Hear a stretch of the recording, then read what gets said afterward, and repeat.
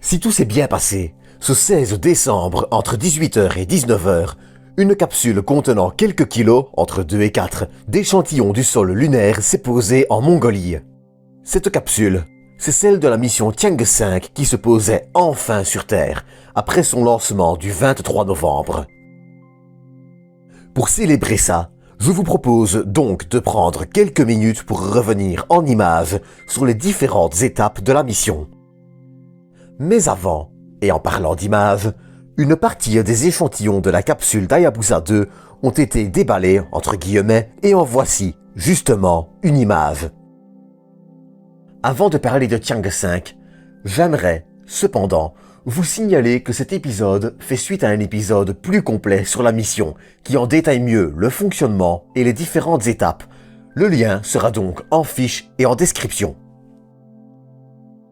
Après son lancement du 23 novembre, Tianghe 5 est arrivé en orbite lunaire le 2 novembre vers midi.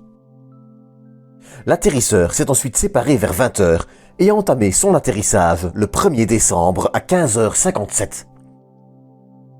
Finalement, à 16h11, la mission touche enfin le sol lunaire et commence alors à déployer ses panneaux solaires et son antenne. Presque 5 heures plus tard, à 20h53, l'agence spatiale chinoise annonce que la foreuse s'est bien déployée à 2 mètres de profondeur et que les échantillons ont été récoltés avec succès. Ensuite, le petit bras échantillonneur, sorte de petite pelle, effectuera encore 12 prélèvements à la surface du sol lunaire au lieu des 15 prévus. En effet, le bras s'avère bien plus efficace que prévu et les quantités d'échantillons sont suffisantes. Finalement, le conteneur d'échantillons est scellé le 2 décembre vers 14h. Le 3 décembre à 16h10, heure française, le module de remontée décolle du sol lunaire avant un amarrage avec le module de service resté en orbite le 5 décembre vers 21h42. À 23h12, les échantillons sont placés dans la capsule et à 5h36, le module de remontée se sépare du module de service. Il s'écrasera ensuite à la surface de la Lune le 7 décembre à 23h59. Finalement, le 13 décembre à 2h51, le module de service s'injecte sur une orbite de transfert qui lui permet de ramener les échantillons sur Terre.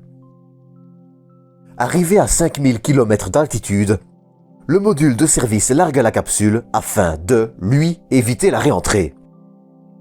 Si l'atterrisseur semble avoir été endommagé par le module de remontée, ce qui était prévu, et est donc hors d'usage, il sera, en revanche, intéressant de voir si une autre utilité sera trouvée au module de service. Mais pour les détails de la mission, comme sa réentrée en 2 étapes et j'en passe, un épisode est déjà disponible comme je le disais. En attendant, c'est tout pour celui-ci.